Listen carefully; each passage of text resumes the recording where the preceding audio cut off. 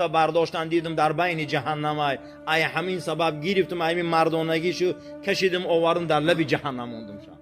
روز میگه پیامبر اکرم میشیش تو تبسم میکرد، میگفتن چی حضرت تبسم میکنی؟ میگه جوان مردی های ابو طالب چو کرد شلوار مخدی کرتی سویدو میگه بیار، میگه پوشید و چو کردی آخی؟ گفت حاضر خواب دیدم رسول اکرم یک شکمبی کلانی شش را آورد در پشت سری پیامبر و شانه هاش ما دانین که اسلام همیشه به مشقت آمدگی برادرها، مسلمانان هم که روزای وزبی نگذراندگی برای اون که هر کسی نان میتیه، هر کسی چای میتیه، هر کسی علما را جمع میکنه.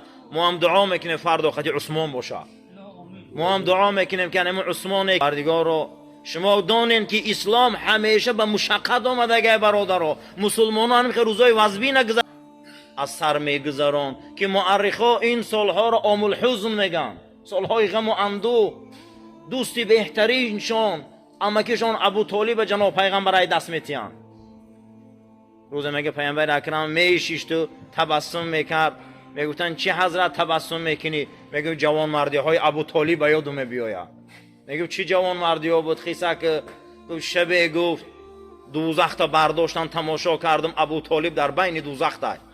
همون مردیش در یادم آمد، مردیش مقصد روی خاطر کرده ابو طالب از بین جهنم گرفتم در لب جهنم موندم. تن چی جوان مردی؟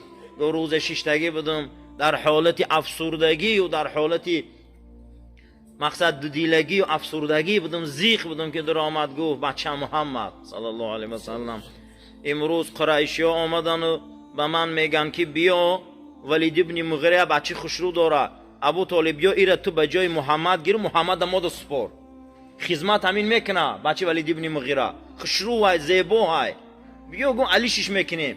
این هم را رسوا کرده، هم را یک تو پرست کرده، ما را بود پرستی گردونده سر اتاش پیش میبری در موی سرد اگر یک تاش چقه شوان عرب زیدشان میخزانون، تمام قبایل زیدشان میخزانون. گو تا روز من زنده هم گفت دین تا پیش میبری. جناب پیغمبر گفت انا میخوام مردی کردن در می راه گفت تا روزی که من زنده هم دین تا پیش میبری. سیاست امکین بود که ما دعوت کردیم اسلام پیش بردیم، شب دوزخ تا برداشتن دیدم در بین جهنم ای همین سبب گرفتم همین مردانگیشو کشیدم آوردم در لب جهنم موندم شد. خوشا به حال انسان هایی که جوان مرد باشن، خوشا به حال انسان هایی که مرد باشن. یک چند چیز دین نداره، یتش مردی ای مردی دین نداره، مردی دین نداره. پیامبر اکرم روی خاطری مردی ابو طالب کردن چی روزایی بود؟ در اون حالت وزبینی، در اون حالتایی که چقدر وزبینی بالای رسول اکرم ده بود، اما روز از روی مردی عذاب ابو طالب سبو کرده می شود جهنم ده. در زمان خلافت حضرت ابوبکر صدیق رضی الله تعالی عنه قحطی وزبین آمد. میگه دیگه به درجه شد که مال متا کم شد، احتکار و این کارا و مناپولی حرام ایوخی. این چی گپه که عثمان خیلی کرده است وضعیت مردم نگاه داره؟ گفت نگو پیشش میریم همه کسی صحبت میکنیم یه چی گپ دیگه. به پیش حضرت عثمان آمدن گفتن عثمان مردم در کم بیزاعتی و وزبینی این چی حاله، چی روزه که بالای سر مردم ده آوردی نرخویت را به 7 برابر برداشتیان تا حالی هم نمیگی؟ حضرت میگن میخندن، میگن من به یک شای و به یک چیزی بزرگ من منتظرم که کسی برابر دی همون کرده تونه من مال می فروشم. گفت چیه؟ گفت 700 برابر خدا وعده داده، کسی اگر مولی من 700 برابر تیه گفت در یکی من حواید میتیم. همین روز خلیفهش که آمده من انمین ده ایمان دارم که یکی دادگیم ده او 700 میتیه همش در راه خدا از برای خدا بخشیدم.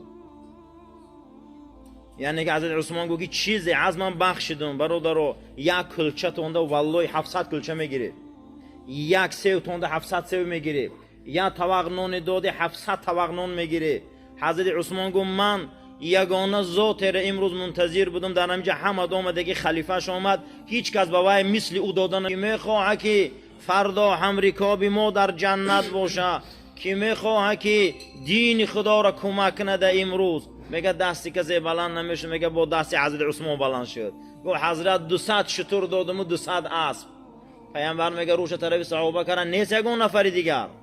سوم بار پیامبر گفت کی میخواد که جنت مشتاق شوه و جاش جنت باشه امروز دین خدا را یاردم کنه؟ حضرت عثمان گفت که 1000 اسب دادم و 300 شتر.